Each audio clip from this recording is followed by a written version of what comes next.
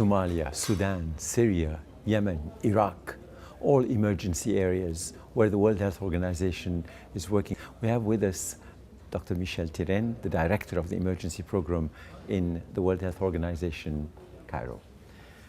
Dr. Michel, I've mentioned these 5 countries. The emergency operations that are underway there, what, in your opinion, was the one big thing you remember very much from what WHO has been able to do over there? I remember them all. I don't want to rank those emergencies.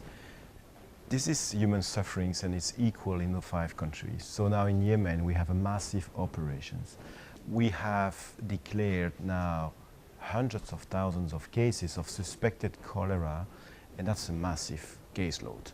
So we do intervene. How do we intervene? Mobilizing community, deploying cholera or rehydration center, cholera treatment center. We reach out with water sanitation measures. We train.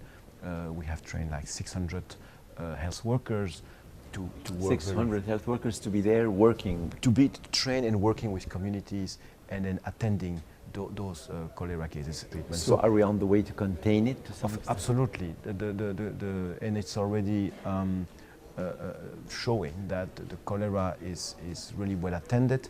You've been successful in Somalia as well. Okay, the difference, Somalia, we reach out a million people with the vaccines.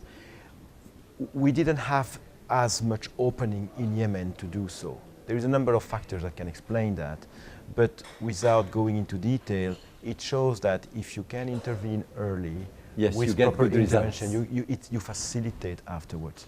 So to contain a cholera in Somalia was favored by the fact that we actually prepared the population in advance. Well, we create this population immunity by vaccinating them on time. Though there was a drought, and yet you managed to succeed. Yes, because we have a huge deployment of staff in Somalia with the polio program that helped a great deal to do this.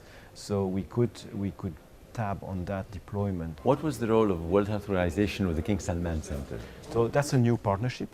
The King Salman Center has many UN agencies in partnership. WHO has fostered this partnership even recently. Our regional director, Dr. Fikri, has been visiting personally the center.